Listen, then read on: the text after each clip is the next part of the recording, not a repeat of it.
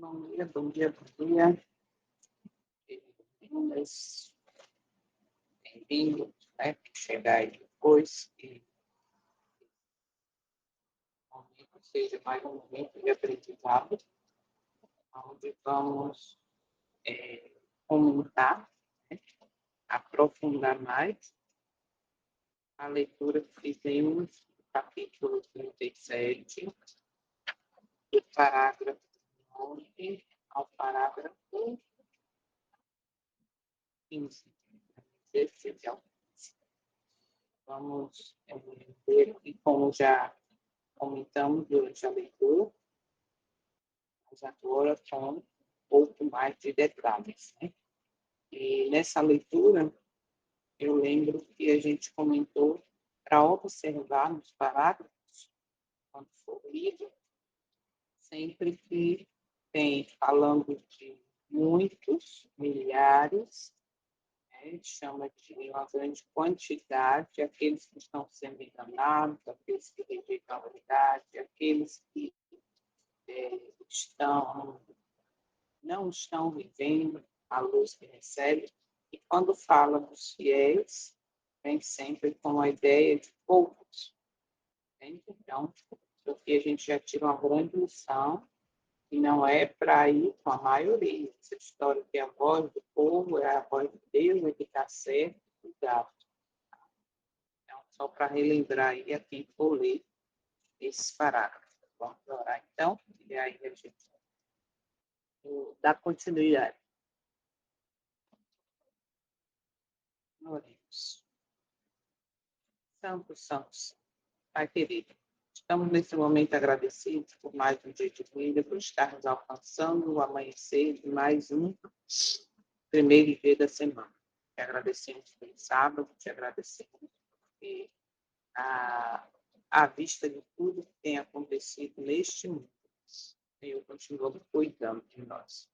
Nosso pedido nesta manhã, que abra nossos olhos, que nós, como disse o hino, sabemos em quem temos crido, em quem temos confiado.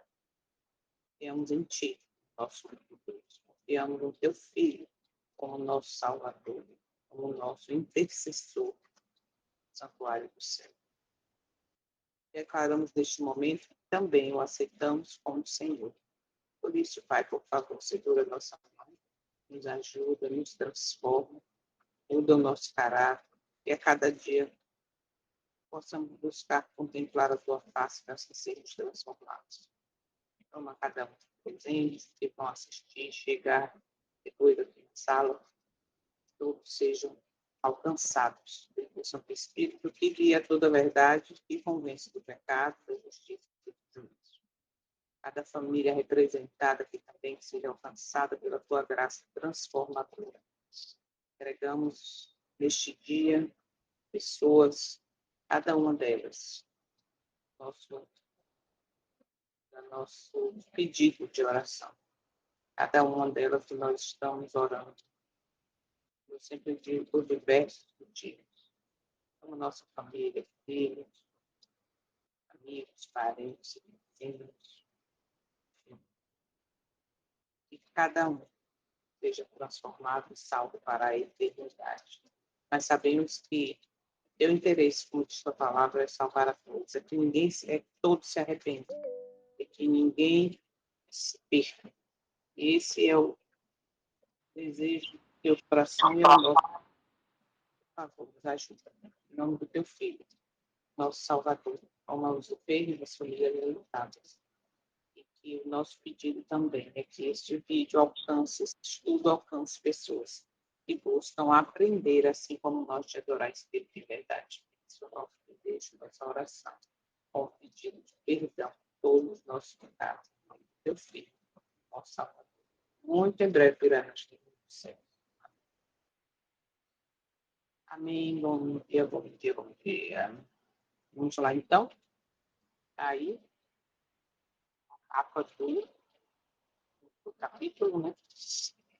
Capítulo 37, as escrituras, a nossa segurança, é uma salvaguarda, é onde nós vamos ser guiados para fazer de fato a vontade de Deus.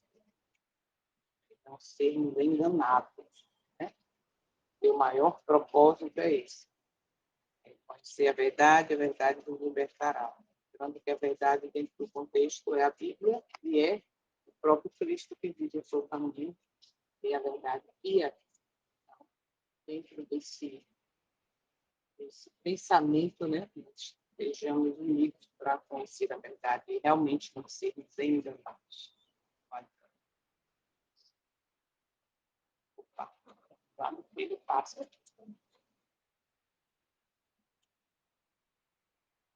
Bom, esse trecho, né, do parágrafo 9 ao 16, ele aprofunda uma das advertências mais sérias desse capítulo.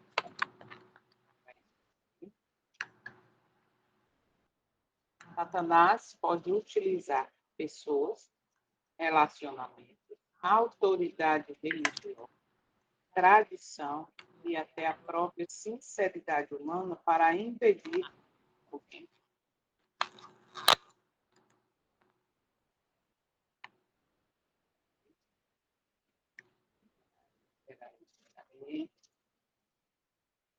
Ora, meu.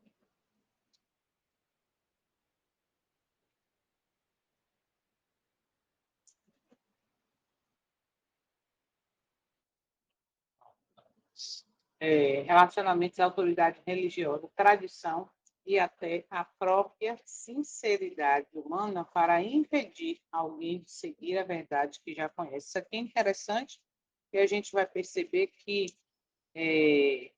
como é que eu posso dizer, que muitos preferem, e às vezes até sem preferir, estão seguindo um caminho sincero, mas esse caminho está errado. Então, a pessoa está sinceramente errada. Entende? É sincero, mas está sendo enganado, está errado. A gente vai perceber isso agora nos pontos aqui. Vamos lá. O primeiro ponto, entregar o perigo de entregar a consciência a um líder. Isso aqui é muito importante, né? Que a gente viu aí nos parágrafos. A exaltação da autoridade humana com o fim de reger a consciência. Tipo, fala, Sonia. Ô, Ju, assim, eu sei que tem pessoas que estão sinceramente enganadas, mas quando a gente fala a verdade presente, manda o slide, oferece o livro, não quer. Hum, Entendeu? E uhum, eu estive sinceramente enganada há 42 anos. Mas uhum, quando, pela misericórdia, graça e poder, ele me guiou, né? uhum, Assim, encontrou com você, e você falou da verdade presente, e eu aceitei e aceito. E foi uhum, rápido, e me desfiz de tudo e mudei logo e acabou. uhum, uhum. Então, existem casos e casos. Existem, por exemplo, você estava sinceramente enganada, 40 e tantos anos, e depois você descobriu. Só que tem algo aqui entre o sinceramente enganado e o que quer ser enganado, né? O que rejeita a verdade é exatamente o que? A humildade. Percebe? A humildade faz a diferença. Por quê? Porque você poderia muito bem chegar para mim e dizer assim: eu não quero saber disso, não. Olha, eu já tenho 40 e tantos anos na minha religião, porque a minha igreja, porque o meu pastor, porque o meu, entende? E ajustar isso aqui, aí você está fazendo o quê? Você está exaltando a autoridade humana que está levando tua consciência a um caminho de engano. No entanto, o que que acontece? Por isso que é interessante, eu gosto muito, assim, cada vez que a gente se aprofunda, esse versículo tem mais sentido, significado no meu entendimento, quando Jesus fala, chegará o tempo, e já chegou, em que o Pai busca adoradores que o adorem em espírito e em verdade. E aí ele completa, e esses serão encontrados por ele. Certo? Então, existe isso. Você teve a humildade de dizer realmente está errado, isso aqui está escrito desse jeito e outra coisa. Você enxergou da maneira que está escrito sem argumentar. Entende? Quando a gente fez estudo bíblico, e até hoje, no dia de hoje, mas aqui está escrito isso, mas isso foi lá, mas isso foi lá, mas isso não quer dizer, não, isso não é para a gente, entende?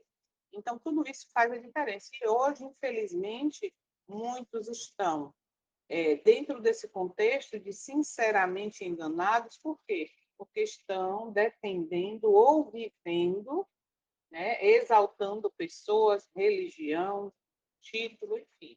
E aqui fala exatamente sobre isso, ó. O perigo de entregar a consciência a um líder. A exaltação da autoridade humana com o fim de reger a consciência. Qual é a aplicação atual que a gente pode tirar dentro desse contexto?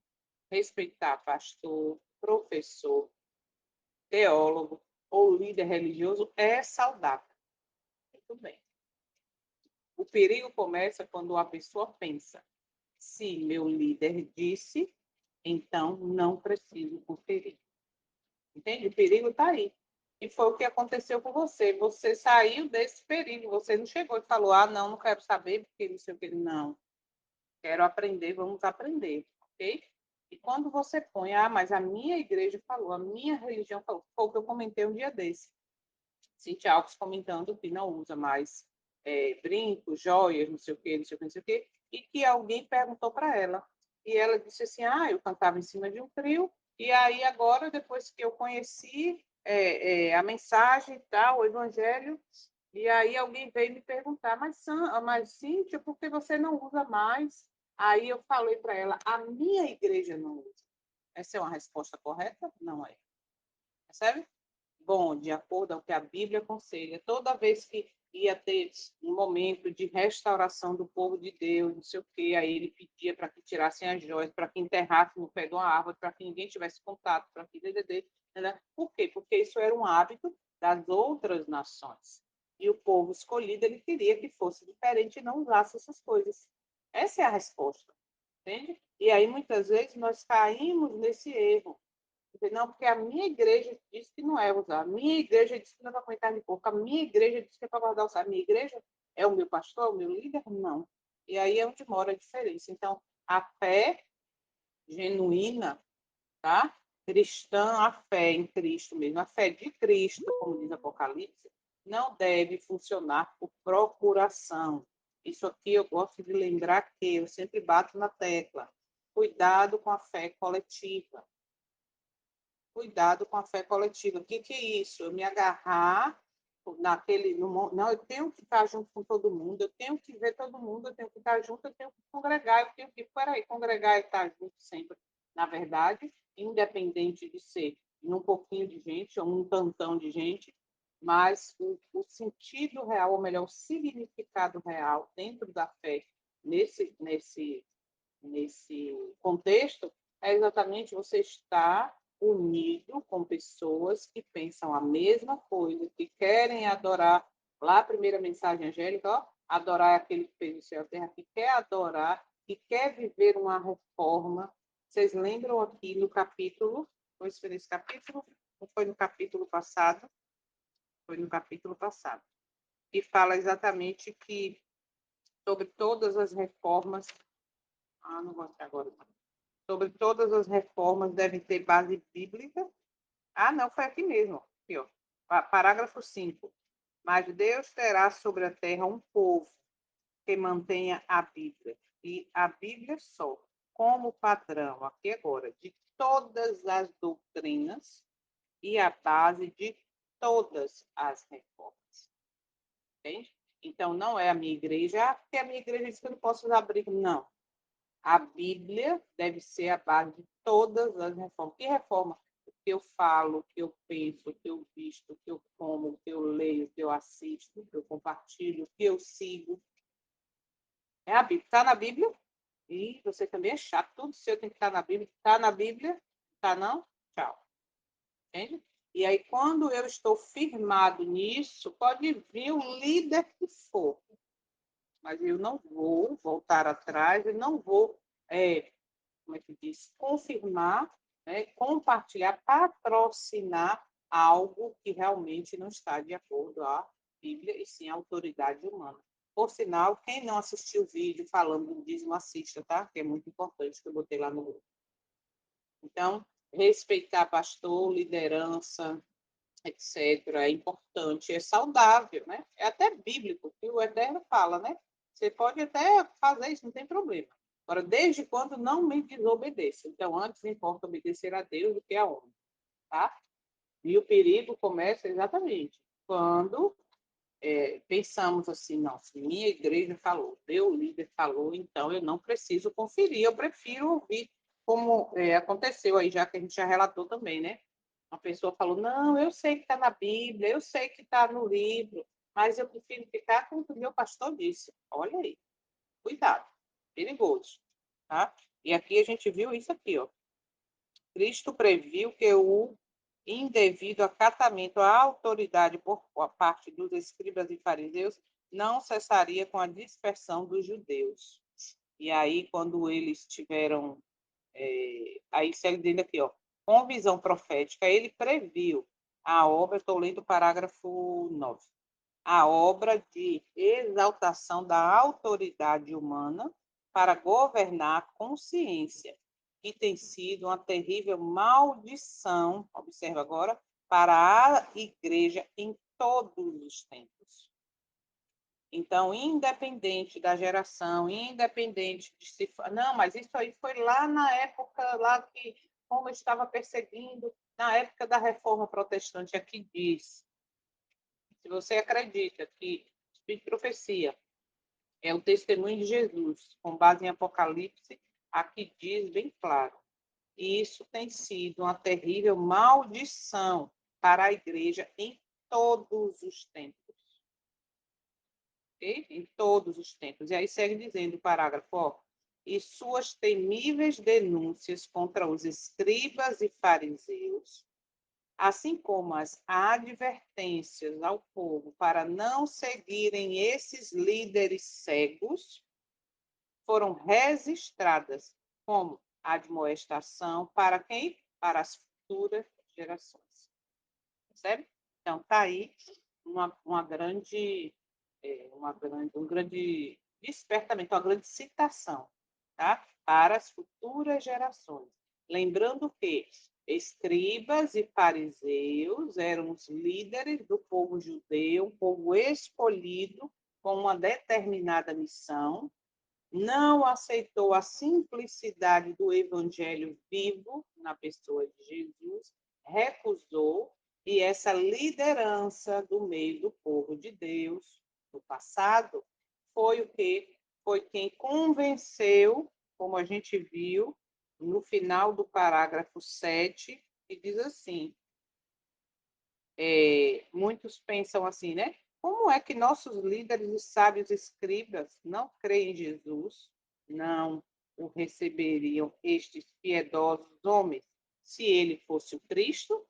Ou seja, negou a Cristo, né? Por quê? Porque os fariseus, porque os líderes disseram aquilo e eles foram com o líder. E aí diz assim, ó, foi a influência de tais ensinadores que levou a nação judaica a rejeitar seu redentor.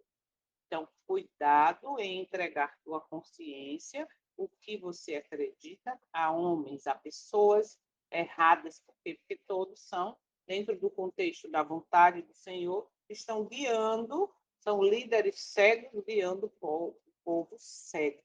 Por quê? Porque não abre a Bíblia, não é bereano, não estuda, por aí vai. Ponto 2. O mesmo espírito pode existir em ambientes protestantes. Olha que triste que a gente viu aqui, né? Embora a reforma tenha tornado as escrituras acessíveis, o espírito que impedia o povo de examinar a Bíblia continuou atuando. E hoje tem uma diferença. Vamos ver a aplicação aqui, a gente já comenta, olha lá. Ter uma Bíblia aberta no púlpito não significa necessariamente que as pessoas estejam examinando a Bíblia por si mesmas. É possível substituir, Roma diz, por minha igreja diz. Olha o que eu comentei sobre a resposta que Cíntia deu à pessoa, né? e continuar dependendo da autoridade humana. Muitas vezes, a gente pode até pensar assim, mas a minha religião é a certa, com base bíblica, né? E aí, não, que o pastor, que o pregador, que o irmão pregou, é verdade, porque ele disse, porque está lá, ele leu um versículo bíblico e falou assim, assim, assim. E aí é onde está o que a nossa necessidade de conhecer a história, de conhecer sobre a reforma, de conhecer, de ser bereano, de conhecer de fato a Bíblia, porque um texto fora do contexto é um perigo. A Bíblia hoje, tem uma Bíblia aberta no culto, também tem sido uma arma para desviar pessoas. Olha que louco isso, né? Por quê? Porque hoje muitas versões usadas da Bíblia tiram partes importantes. Muitas pessoas usam a Bíblia com trechos soltos, por isso que existe aí 37 mil, se não já aumentou, igrejas, né? Denominações. Por quê? Bom, eu estava com soninha em uma que estava falando assim tudo, mas aí ela veio agora com a história de que tem que ter uma reforma no calendário, que eu não devo mais observar essas festas pagãs, né? Que eu, não gostei disso não, eu gosto de minhas festas, eu gosto disso, daquilo outro, eu gosto de todo sábado tá fazendo um. Então, peraí, vamos botar agora. Não sei o que lá, o sétimo dia, mas está dentro do que eu gosto. Sabe? E aí é onde está o perigo. Então, não é ter uma Bíblia aberta apenas, né, ou a pessoa dizer não, porque, ou ser uma autoridade na teologia, de confiar e dizer, não, está certo sim, aí ela falou, está certo. Então, temos que ter cuidado com isso também. Ponto 3. O credo pode ocupar o lugar das escrituras. Não ousam receber coisa alguma contrária ao seu credo, por mais claro que esteja revelado nas escrituras. Isso aqui também está dentro de tudo que a gente já falou. E a aplicação que a gente vê disso é, uma pessoa pode chegar ao ponto de dizer, eu sei, aí, Soninha, eu sei que esse texto bíblico diz isso, mas minha denominação não ensina assim. Entende? E esse é um momento decisivo para essa pessoa, ou para mim, para você, se eu penso em alguma coisa, em algum assunto dentro desse contexto. Não, mas a igreja nunca ensinou assim, agora vem você com essa conversa. Quem possui autoridade final na minha e na sua vida? Entende? Não, porque a minha igreja falou, e eu acredito que a minha igreja, ok. Então, quem é a autoridade na sua vida? É sobre isso. Então, o credo pode ocupar o lugar das escrituras. Será que já não está ocupando? Pois é. Ponto 4. A tradição pode ser mais poderosa que a verdade. Muitas pessoas permanecem em determinadas crenças, não porque tenham estudado profundamente a Bíblia, exatamente, mas porque seus pais acreditavam. Minha mãe já acreditava assim, minha avó sempre foi assim, e você agora com essa história. Entende? Sua família acredita, sua igreja acredita, seus amigos acreditam, sempre aprenderam daquela maneira. Elion White falou sobre isso? Não? Vamos lá. Por que não? Não? Não, porque minha avó. Nasci na igreja, sou da igreja desde quando eu nasci. Nunca vi falar isso. Ou seja, coloca a tradição, né, acima do que está escrito. Sabe? E acaba, muitas vezes, fazendo isso inconsciente ou consciente, por quê? Porque está ligado ou está agarrado à vontade própria, né? Não quer abrir mão, e aí é onde mora o perigo. Uma crença não se torna verdadeira simplesmente porque foi transmitida durante gerações. Minha avó acreditava assim, meu tio, minha mãe, minha, né? A geração toda, e agora vem você, entende? Então, uma crença não se torna verdadeira simplesmente porque foi transmitida durante gerações. A pergunta precisa continuar sendo: está escrito? Como é que está escrito? O que está escrito? Entende? Está escrito onde? Me mostra. Por isso a importância de conhecer a Bíblia. Não, eu já ouvi falar. É porque parece, hoje em dia você tem aí ó, o Google para lhe ajudar. A pessoa falou sobre algum assunto e aí você ali, peraí só um pouquinho, porque eu não lembro de dar, peraí que eu já lhe digo agora. Pronto, tá aqui, ó. Efésios não sei o que lá, Deuteronômio não sei o que. Mas você prova que a sua fé está firmada, não está escrito, não em tradição. Entende? Não em tradição. Isso cada dia fica mais forte, mais claro. Aqui diz assim, ó, parágrafo 11. A despeito de se achar a Bíblia cheia de advertências contra os falsos ensinadores, muitos estão prontos a confiar a guarda de sua vida ao clero, à liderança. Existem hoje milhares, não são poucos, milhares de pessoas que professam religião que não podem dar outra razão para seus pontos de fé senão aquela que foram instruídas por seus líderes religiosos. Ah, vem cá, vamos conversar, me diz aí. E aí, ó, a pessoa, que coisa linda, fala da Bíblia sobre ele, fala. Mas está tudo com base no que ela ouviu. Não conhece, não está pronto para dar razão de sua fé. Ok? Professam religião, ó, mas que não podem dar outra razão para seus pontos de fé, senão aquelas que foram instruídas pelos seus líderes religiosos. Aí diz, passam pelos ensinos do Salvador quase sem notá-los e depositam implícita confiança nas palavras do ministro.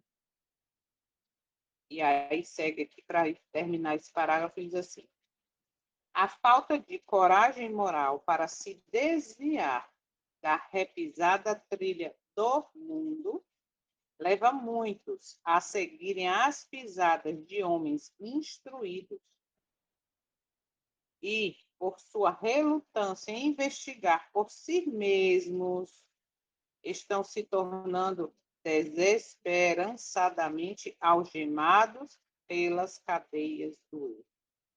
Embora a razão e a consciência estejam convencidas, estas ludibriadas vidas não ousam pensar diferentemente do ministro e sua percepção individual, seus interesses eternos são sacrificados à incredulidade, orgulho e preconceito de outros. Veja se a história não se repete. Veja como a gente diz, se parece que não foi escrito ontem para a gente estar lendo hoje. É sobre isso. Vamos lá. Ponto 5. Não podemos terceirizar a salvação. Existem hoje milhares de pessoas que professam ser religiosas e, no entanto, não podem, o que eu acabei de ler, né? Dar outra razão para os pontos de sua fé, a não ser o haverem sido assim instruídas por seus dirigentes espirituais. Isso é extremamente relevante na era das redes sociais. Hoje, podemos substituir o líder religioso por, observa agora, pregador famoso, influenciador, canal de YouTube, podcast, professor, página religiosa, inteligência artificial, vídeo viral. Tudo isso é importante, tá? É importante. Nenhuma dessas fontes substitui o estudo pessoal das escrituras. Por quê? Porque no estudo pessoal das escrituras, quando você conhece e você vai para um pregador famoso e ele fala algo que está misturado com vinho de Babilônia, você sabe que se ele dizer que vai ser aqui, não dá. Você vai para um influenciador que tem milhões de seguidores, que faz um trabalho incrível, mas está ali, fala uma coisinha com vinho, e aí você diz, opa, isso aqui não. Canal de YouTube, tão usado, né? Principalmente por nós que gostamos de assistir vídeo, mas que tipo de vídeo você está assistindo? O que é que você está curtindo na rede social? Você está prestando atenção ao que está sendo falado, ao que está sendo cantado, ao que está sendo dito? Porque hoje o que mais tem é, no meio da verdade, uma pitada do vinho de Babilônia.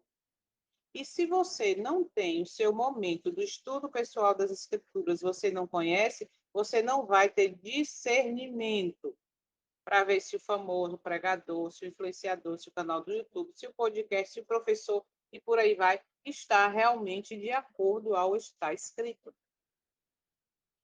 Então, cuidado. Porque eu não sigo líder religioso, mas segue o influenciador. Não sai daquele canal do YouTube e quando você começa a assistir, você vê, aqui tem coisa errada. Não quero mais ver esse canal. Então, temos que ter cuidado. Por quê? Porque hoje o conhecimento da Bíblia, até como falou aqui, a salvação está terceirizada. Aí vai para aquele contexto que eu sempre bato aqui na tecla, a fé coletiva. Entende? Eu não consigo, por exemplo, tem sábado que a gente não se reúne, porque, independente do motivo, não dá para estar todo mundo junto. Tá, então vamos fazer online? Vamos. Mas hoje eu não vou nem entrar online, vou ficar em casa. Certo, vai ficar em casa fazendo o quê? Mas eu não consigo ler a Bíblia em casa sozinha, não. É horrível, eu prefiro ir para a igreja, eu prefiro estar todo mundo junto. Eu não consigo, para mim, não. Opa, algo de errado não está certo. Porque se você não tem o seu momento de ter o prazer de um sábado, eu estou botando como exemplo, mas seja qualquer outro dia, de parar, de ler tua Bíblia. Jo, eu não gosto de ler. Pega, vai para um canal da Bíblia, né? A Bíblia narrada no YouTube, tem aí de caixa. Bíblia MP3, tem também onde você procurar, tem. Mas vai estudar. Eu não gosto de ler. Pega a tua Bíblia, ó, vai passando o olho aqui, vai botando o áudio, aí você vai acompanhando, vai. Tem que ter um momento, porque tudo isso que a gente citou aqui, viu, não pode substituir o seu momento pessoal. Por quê? Porque quando você conhece, de fato está escrito, na hora que você tem ali aquele erro, você tem o discernimento de saber o que está errado, isso aqui está certo. Fala, Sonia. Hoje, sobre isso que você está falando aí, que nem tudo porque tem muitos seguidores, porque tem formatura nisso e daquilo, graças a Deus. Ontem estava lendo em 1 Pedro, não vou ler não, que é muito, mas quem tiver a Bíblia Legado, é na página 1455, referente a 2 Pedro, 1 Pedro 2, 1 e 2. Deus fala do trabalho missionário condenável. Entendeu? Que é trabalho missionário, supostamente, mas tem muita coisa que desagrada a Deus, misturado com o vinho de Babilônia. Então, é uma referência grande. Depois, quem tiver a Bíblia Legado, vale muito a pena ler, na página 1455. Pronto, aí uma grande referência aí, página 14, vou até anotar aqui também, peraí. 1455, 1455, para ler aí, para agregar dentro desse contexto, 1 Pedro, com referência a capítulo 1 capítulo 2, tá? Porque aí é o que a Soninha falou, né? Essa história de todo caminho leva a Deus. Ou então, desculpa, ou então eu tenho que estar dentro do contexto da fé coletiva, né? Para poder, eu estou terceirizando o meu conhecimento espiritual, eu estou terceirizando a minha salvação, correndo um grande risco fazendo isso. Bom? Então, que vai te dar discernimento dentro da página religiosa, da inteligência artificial, às vezes, como eu falei para vocês aqui algumas vezes, aparece vídeos assim, uau, que coisa linda, até dentro do contexto da realidade bíblica. Só que lá no meio tem um negocinho, assim, não, eu não posso fazer isso, porque eu estou dando a ideia para a pessoa que está errado isso. Essa semana, tem um mês mais ou menos, uma pessoa que é da mesma fé, né, que conhece assim, um pouco da Bíblia, participou até com a gente um tempo atrás, lá quando ela ainda estava em São Paulo, participou do estudo de Ezequiel, tal, com a gente, né? Era na segunda terça, se não me engano. O que acontece? Mandou uma mensagem, mandou um vídeo para mim, que é muito comum nas redes sociais, aonde aparece assim, a descrição de Ezequiel, como ele viu. Aí fala, né? O anjo que tinha um ser que tinha olhos, tinha não sei quantos olhos por todos os lados. E aí mandou uma imagem de um anjo, que é a coisa mais horrorosa do mundo, um olhão grande, um negócio assim, cheio de ouro. Um negócio muito doido. E falando de Ezequiel 12 também. Essa pessoa também me mandou um vídeo mostrando lá que tem 4 faces, né? Uma de leão, uma de um, não sei o quê. Ah, é assim mesmo? Você que estuda muito, quer dizer, eu que estudo muito, eu tenho que responder? Entende? Então, as pessoas hoje terceirizam o conhecimento, terceirizam a salvação. Ah, deixa eu ver aqui. Toma aqui, você que estuda muito. É assim mesmo, é? Ah, esse anjo está muito feio. Sabe uma imagem assim, uma coisa horrorosa. Não, isso aí é simbólico. Quando você estuda, pegue aí, ó, comentário bíblico adventista. Se você não tiver, eu tenho. Comenta, olha lá, tem e tal, e vai ver, e faça referência. Pega aqueles numerozinhos embaixo ali e vai para outros títulos para você entender o que isso significa.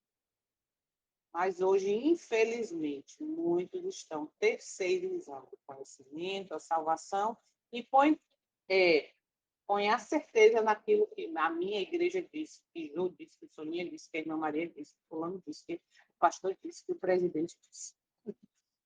E aí, desculpa, eu demoro um pouquinho. 6. São infalíveis os ministros? A pergunta que Ellen White é provocadora. Na verdade, né, o testemunho provocadora. São, porém, infalíveis os ministros? Um líder pode ser sincero, experiente, inteligente e respeitado. E ainda assim está equivocado em determinado ponto. Por isso, não devemos medir a verdade pelo tamanho da autoridade de quem a apresenta. Aqui eu me lembrei da humildade do pastor Samuel Ramos. Ele tinha uma visão, né? Ele é um sincero, um homem mesmo que busca. Ele tinha uma visão referente a um determinado ponto, né, das 7 cabeças e tal, do papado, e aí quando aconteceu que morreu Francisco, entrou esse novo, aí ele viu que o que ele tinha como entendimento não era exatamente aquilo, e ele teve a humildade de gravar um vídeo dizendo, realmente eu me enganei, eu pensava que era assim, não é. Entende? Então, ele teve essa humildade, mas muitos, infelizmente, pelo crescimento nas redes sociais, dos seguidores, pela fama, não tem essa humildade de reconhecer. Aí se agarra aquilo, ou às vezes também rejeita, né? No sentido real da coisa. E aí, qual é a condição dessa pessoa? Entende? Se eu digo que a minha igreja erra, ou, não, ou melhor, não erra, que a minha igreja é assim mesmo, que o meu pastor, que o meu papa, que o meu seja lá quem for, peraí, são infalíveis, como disse aqui a pergunta? Então, por isso, não devemos medir a verdade pelo tamanho da autoridade de quem a apresenta. Uau! Eu lembro que no contato com o que era o meu líder espiritual na época, depois aí de, né, que aconteceu, ele comentando, ligou para mim e tal, não sei o quê, e aí eu falando, mas pastor, está escrito, sede santo como santo e tal, e fui dando várias citações bíblicas para ele. Ele falou assim, não, isso aí que você está pensando, esse pensamento seu, é um pensamento perfeccionista. E esse, aí falando sobre a natureza de Cristo, né, que foi o ápice do negócio. Aí ele falou, não, doutor fulano, já falei isso aqui também, doutor fulano de tal, ele é doutor em teologia, doutor a mim, pastor fulano lá, a mim, não sei das quantas, disse que, não, que, peraí, a referência do pastor é outro pastor, que é doutor, que fez não sei quantos anos em Empros, não sei o que, não deveria ser a Bíblia? Não deveria ser o testemunho de Jesus, já que ele se denomina, né, o que acredita dentro do contexto, guarda os mandamentos e tem o testemunho de Jesus? Mas não, a referência dele, para mim, foi doutor fulano. Então, cuidado. Pode ser um ministro que for, independente da religião, mas ele pode estar sinceramente enganado. Por quê? Porque está com base no que o doutor fulano falou, no que o meu líder falou. Okay? A falta de coragem moral mantém pessoas no erro. Eita, eita, eita. Deixa eu ler aqui, tá? Parágrafo 12, aí a gente vai comentar aí. Diz assim: muitos, lembra que eu sempre falei, presta atenção, muitos, milhares, multidões, vamos lá. Muitos são os meios pelos quais Satanás opera por meio da influência humana para enredar seus cativos. Atrai a si multidões, ligando-as pelos sedosos laços da afeição, aos que são inimigos da cruz de Cristo. Vou repetir. Olha isso aqui, vou repetir. Atrai a si multidões, ligando-as pelos sedosos laços da afeição, aos que são inimigos da cruz de Cristo. Olha a afeição, olha o sentimentalismo, como entra aqui como um plano de Satanás, no sentido de que, como eu falei anteriormente, eu não consigo ter o meu momento sozinho, eu tenho que estar junto com um bocado de gente para ver. Opa, olha o risco. E aí segue dizendo aqui, ó, qualquer que possa ser sua ligação paternal, filial, conjugal ou social, o efeito é o mesmo. Os opositores da verdade exercem seu poder agora para controlar a consciência. E as pessoas mantidas sob sua influência não têm coragem ou independência suficientes para obedecer às suas próprias convicções do dever. E sério isso aqui. Então, temos que estar atentos. Por quê? Porque muitos conhecem a verdade, mas estão sinceramente ligados ao erro. Por quê? Por falta de coragem, de o que eu sempre digo, tomar uma decisão, se posicionar. E aqui diz assim, ó, a falta de coragem moral para sair da trilha batida do mundo leva muitos a seguirem as pegadas de homens ilustrados. Vem você falar que agora deve ser assim. Mas o mundo, a igreja, a liderança toda está fazendo isso e vem você dizer que isso não está de acordo a verdade presente, as 3 mensagens angélicas, a fazer a vontade do Senhor. Você não viu lá, pastor, vou dar um exemplo, não estou falando que ele está fazendo coisa errada, não, mas dá um exemplo. Pastor Bulhão. Você não viu, mas pastor Bulhão está fazendo isso, pregando isso, e vem você agora. Quem és tu? Tu estudou na Andrews? Quantos anos você tem? Você fez teologia? Você já foi, esqueci a palavra, já foi ordenada pastora, por acaso? Quem és tu, na fila do pão, para vir para cá dizer? Eu não tenho coragem de sair nem de deixar a minha igreja, o meu pastor, não sei o quê. Não, todos estão ali, são homens de Deus. Está no púlpito é um homem ou mulher de Deus. Será? Aí a gente vai para aquela citação lá, o testemunho de Jesus, que diz o quê?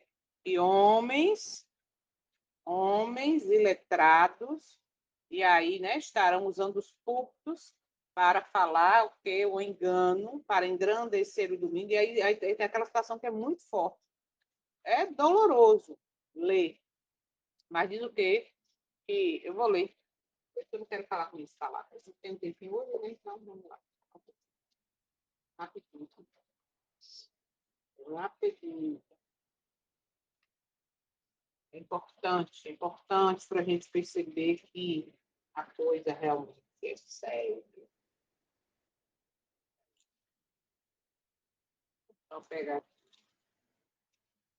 para reforçar, e de repente, quem assistiu, aqui, ó, Está escrito em Materiais de 1888, volume 4, página 290, que diz assim: a falsa profecia será pregada em púlpitos adventistas.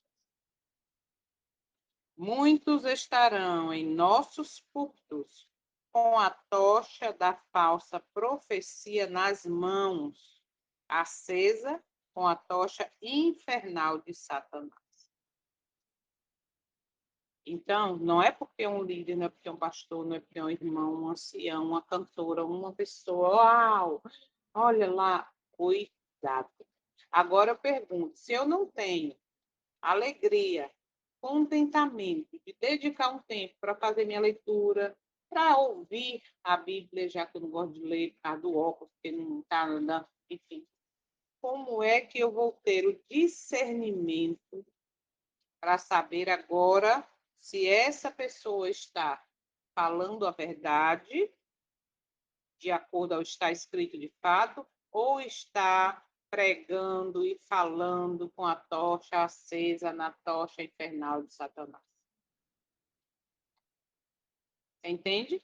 E aqui é um ponto, dentre outros, tem vários, aonde eu tenho que ir, eu tenho que fazer, eu tenho que participar, tenho, muito bem, mas você tem o discernimento de saber o que é que está sendo dito lá para mostrar, ou diz amém a tudo, concordando com tudo, aceitando tudo. E quando a gente vai para o comentário, isso aí está na Bíblia Legado, página 15, 17, é o comentário de Apocalipse 14, verso 9. Eu ainda quero ler só um pedacinho que vem seguinte, diz assim, ó, os santos, ou seja, os que querem viver, né, em santificação, fazendo de verdade a vontade do Mestre, diz assim, ó, os santos serão entregues à morte pelos próprios irmãos. Vi que a igreja nominal, ou seja, aqui está falando de instituição, tem um nome, vi que a igreja nominal e os adventistas nominais, ou seja, são adventistas que carregam o nome, mas é só isso. Diz assim, ó, semelhantemente a Judas, nos denunciariam aos católicos para obter a influência e ir contra a verdade. Sou eu quem está dizendo? Está vendo como é importante conhecer a Bíblia? Vamos lá. A falta de coragem moral mantém pessoas no erro. Às vezes a pessoa já percebeu uma verdade bíblica. Opa, realmente isso que estão estudando é verdade. Mas tem medo de ser criticada, perder amigos, decepcionar a família, ser chamada de extremista, deixar uma tradição, ficar isolada, contrariar pessoas influentes. E muitos, para não perderem cargo, muitos porque estão firmados na fé coletiva, vão perder a salvação, sim, sabe? Porque não estão preparados para ser criticados, ser chamado de extremista, deixar uma tradição major, todo mundo, a igreja toda está fazendo isso, sabe? Não está preparada para viver isolado, porque o caminho é solitário, é estreito, e mesmo às vezes, da mesma fé, como a gente já está vendo, não quer largar as coisas para viver nesse caminho estreito, entende? Não, não prega isso não, não fala isso não, porque vai contrariar a pessoa. Não, não fica não. E é triste. Então, prefere permanecer no erro. Agora que está. Apocalipse 18:4. Preferem permanecer no erro, porque o preço social da verdade parece alto demais. Eita, eita, eita. É alto demais, eu não consigo ficar sem fazer, sem ir, eu tenho que participar. Você está sendo conivente com ele. Cuidado para você não estar sendo cúmplice do erro e vai sofrer os flagelos. Por quê? porque você não tem coragem para tomar uma decisão, dizer, não participo, não, está errado. Ah, mas se eu fizer isso, as pessoas, eu não vou ter mais amigos. Olha aí o que está acontecendo com você. As pessoas se afastaram, problema. Eu quero estar junto com um, dois, mas está vivendo, buscando viver a verdade, buscando força para poder viver a verdade. Do que ser cheio de amigos. Entende?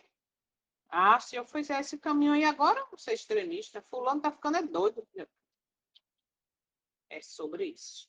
Prefere permanecer no erro, tá? Por quê? Porque o preço social da verdade é alto demais. E aqui diz aqui, ó, parágrafo 13. A verdade e a glória de Deus são inseparáveis. É-nos impossível, com a Bíblia, o nosso alcance, honrar a Deus mantendo opiniões equivocadas. Muitos alegam que não importa o que alguém creia, se tão somente sua vida for reta. Mas a vida é moldada pela fé. Se a luz e a verdade estão ao nosso alcance e negligenciamos aproveitar o privilégio de ouvi-las e vê-las, virtualmente as rejeitamos e escolhemos as trevas antes da luz. Ai, nem me fala sobre isso, é muito pesado, não quero ouvir, não. Estou rejeitando. Estou procurando o quê? Estou buscando o quê? Estou apoiando o quê? As trevas antes da luz. Por quê? Porque eu não tenho coragem para me manter. Aí é onde entra o perigo da fé coletiva, né? Mas vamos seguir. A consciência pode estar convencida enquanto a pessoa permanece parada. Embora a razão e a consciência estejam convencidas, permitem, todavia, que a oposição do clero os desvie da luz. Esse é um dos pontos mais fortes. A pessoa pode assistir a uma pregação, estudar um assunto e perceber claramente a evidência bíblica. Mas depois ouvir, observa agora, tá? Não aceite isso. E abandonar aquilo que sua própria consciência havia reconhecido. Entende? Rejeita a luz. E isso, sabe como é o nome? É rebeldia. E o Senhor não aceita os rebeldes. Olha isso aqui. A pessoa viu a mensagem, participou do culto, participou, entendeu, estudou, viu claramente que a Bíblia mostra lá a necessidade de uma reforma, etc, etc. Mas aí chega alguém da mesma fé que diz assim, não aceita isso não, isso é pesado demais, isso aí o povo está querendo botar um peso em cima, tudo é lei. Não, para que isso? Vamos falar da graça, a graça que transforma, não. A graça que dá liberdade para fazer tudo. Cuidado. E quando não aceita, diz o quê? E abandona aquilo que sua própria consciência havia reconhecido, tá? Não permita que a opinião de outra pessoa silencie aquilo que você descobriu claramente nas escrituras. Isso aqui é muito forte e necessário para os nossos dias. Não permita que a opinião de outra pessoa silencie aquilo que você descobriu claramente nas Escrituras. Está escrito lá. Lembra-te do dia do sábado. Está escrito lá. Não devo comer isso. Está escrito lá. Não, mas isso aqui eu já vi, mas é porque outra pessoa falou.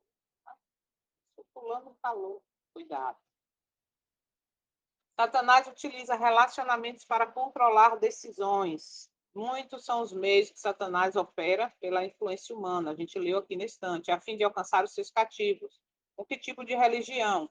Né? Família, conjugal, social, seja lá qual for. Ele está ali colocando os relacionamentos. Ah, eu tenho que ter. Cadê que a gente leu aqui? Ó? Eu tenho que ter a fé. Cuidado com o laço paternal, filial, conjugal ou social. O efeito é o mesmo. Os opositores da verdade exercem seu poder para controlar a consciência. Cuidado com a fé coletiva, eu bato nessa tecla direto. O engano pode chegar através de alguém que amamos, por exemplo. Se você fizer isso, vai decepcionar sua família. Nossa família sempre acreditou assim, vem você agora com esse negócio? Não quero que você mude, por favor, você está tão bem, esse caminho é difícil, você vai ficar no caminho solitário, ninguém vai lhe apoiar, vão lhe chamar de extremista, de doida, de santinha, de não sei o quê. Não, não vá não. E aí, por amor aos familiares, não está, familiares, amigos, liderança, colegas, enfim, irmãos da mesma fé, o que acontece? Não está verdadeiramente submissa à vontade de Deus, mas à vontade humana, a conselhos humanos. Amor pelos familiares, amigos, enfim, não pode significar submissão da consciência humana à vontade deles. Eu vejo isso claramente aí, né, na caminhada de Miriam. Ela está ali firme no que ela acredita, no que está escrito, na revelação. E aí fica aquele contraste com família. Mas ela diz: eu faço a minha parte como mãe, como esposa, como filha, mas eu quero primeiro, antes, obedecer a Deus do que a homens. Não é fácil, é um caminho solitário. Tá? Ponto 10, o 10º ponto, o afeto pode ser usado para controlar a consciência. A gente leu aqui, né?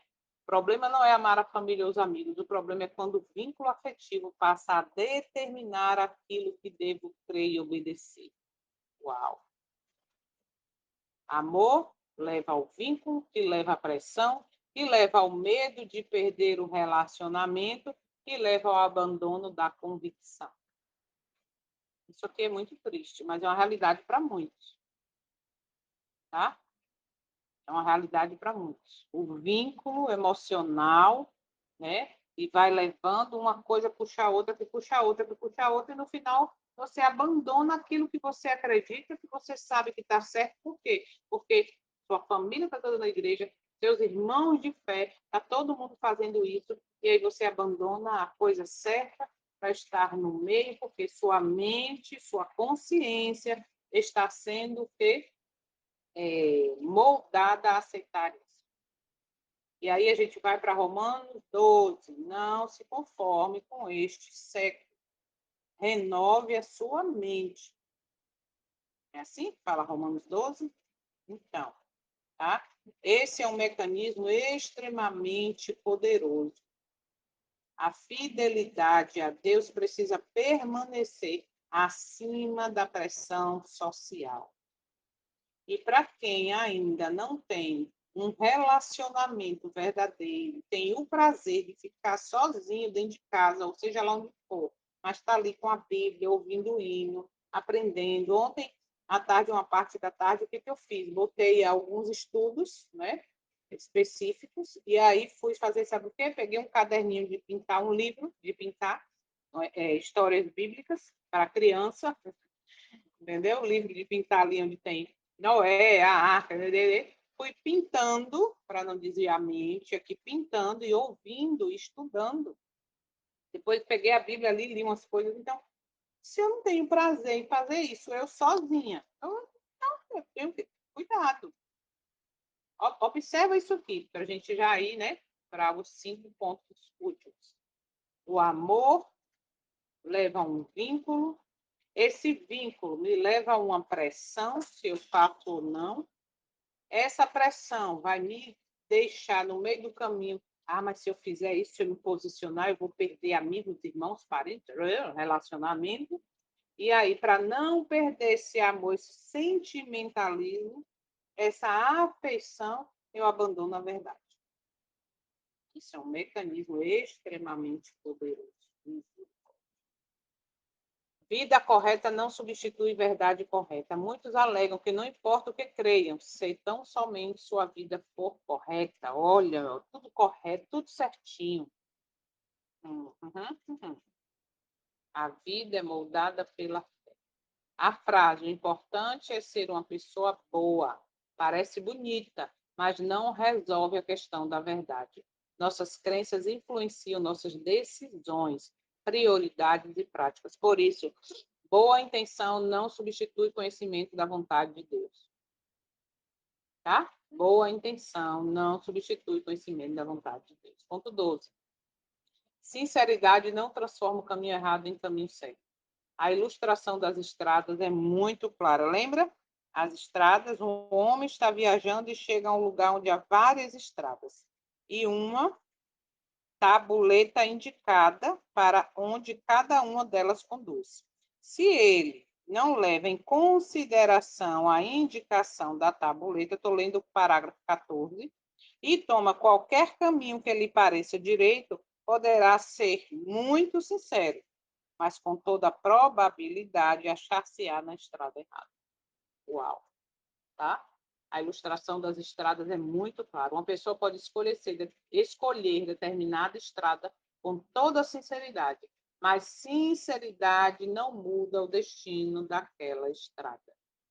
É possível estar sinceramente enganado. Portanto, eu acredito nisso de coração, não é prova suficiente de que aquilo seja verdadeiro. A pergunta correta é: para onde essa estrada conduz segundo a palavra de Deus? Esse caminho que você está indo, de observar, de uma reforma geral, de observar calendário, de observar datas, festas, foi determinada para o povo de Deus. Será que esse caminho está dentro da palavra, da segunda palavra de Deus ou não? A lei e ao testemunho, lembre sempre disso. A ignorância não é desculpa quando existe oportunidade de conhecer. A ignorância não é desculpa para o erro ou pecado quando há toda a oportunidade de conhecer a vontade de Deus. Hoje temos acesso extraordinário às escrituras. Temos Bíblia impressa, aplicativo, diferentes traduções, ferramenta de pesquisa, comentário, concordância e estudo livre. Por isso, não devemos simplesmente dizer: meu pastor nunca me ensinou isso. A responsabilidade pessoal da verdade continua existindo. A responsabilidade pessoal diante da verdade continua existindo. Por isso que no final já, né, depois do fechamento da porta da graça, aquela coisa toda que diz que muitos vão bater na porta dos seus pastores, dos seus líderes, mas você nunca me falou que era assim, ou então você disse que não era preciso e tal. Ué, tu não tem a Bíblia na mão? Por que não foi conhecer? Por que não foi buscar por você mesmo? Estou só esperando aí a fé coletiva. É isso. Boas intenções não são suficientes. Não basta termos boas intenções, não basta fazermos o que se julga ser direito ou o que o ministro disse é correto, ou o que a igreja disse que é correto, o que a igreja falou que é assim. Essa frase confronta diretamente a mentalidade. Todo mundo faz assim, ou sempre foi assim, ou meu líder mandou, ou ainda minha intenção é boa. A pergunta decisiva continua sendo a mesma. O que Deus revelou? O que está escrito? Onde é que, sabe? Porque boas intenções não são suficientes. Tradições, sentimentalismo, afeição. Nossa, sempre foi assim, que lindo. E agora você vem. Opa, olha o perigo. Eita. Último ponto, temos um mapa. Não precisamos andar às cegas. O trecho termina com uma imagem maravilhosa. Temos uma. Que lindo. Parágrafo, final do parágrafo 15. Tem um mapa mostrando todas as indicações do caminho em direção ao céu. E não devem fazer suposições a respeito de coisa alguma. Deus não nos deixou sem orientação para os últimos dias. A Bíblia deve ser o nosso mapa, não apenas um livro de inspiração. Okay? E isso produz uma conclusão muito forte. O grande perigo não é apenas Satanás esconder a Bíblia. É fazer com que as pessoas tenham a Bíblia, mas não a estudem. Uau! É fazê-la confiar no líder em vez da palavra, seguir a maioria em vez da verdade, obedecer à tradição em vez das escrituras, preservar relacionamento em vez da consciência, aceitar a popularidade em vez do assim diz o Senhor. Porque hoje a Bíblia, tem gente que tem 10 Bíblias de casa, versões diferentes, a internet está aí, mas não conhece, vai ser enganado com a Bíblia na mão. Ok? Podemos resumir a advertência desse trecho em 5 perguntas pessoais. Minha fé está fundamentada na Bíblia ou naquilo que aprendi de alguém? Opa, olha que grande reflexão. Se meu líder ensinar algo contrário às Escrituras, terei coragem de examinar o assunto? Como é que eu vou ter discernimento que o meu líder, que a minha igreja está ensinando algo contrário às Escrituras, se eu não conheço, se eu não examino? Outra pergunta. Estou disposto a seguir a verdade, mesmo que minha família e meus amigos não concordem? Opa! Não, porque meu marido não quer, porque minha esposa não quer, porque meus filhos não querem. Tem até uma pessoa que estava se reunindo com a gente todo sábado, ela é de uma determinada religião, e ela estava com a gente todo sábado. E aí a filha dela, que também é dessa religião dela, falou assim: a senhora tem que falar com o seu pastor, o pastor, que a senhora está se reunindo aí todo sábado com os adventistas. Sabe o que aconteceu? Ela parou de estar frequentando com a gente, de estar congregando com a gente ao sábado. Porque a filha fez pressão e a neta também. E aí? Estou disposto a seguir a verdade, mesmo que minha família e meus amigos não concordem? É sobre isso. Minha sinceridade está fundamentada na palavra ou apenas naquilo que sempre acreditei?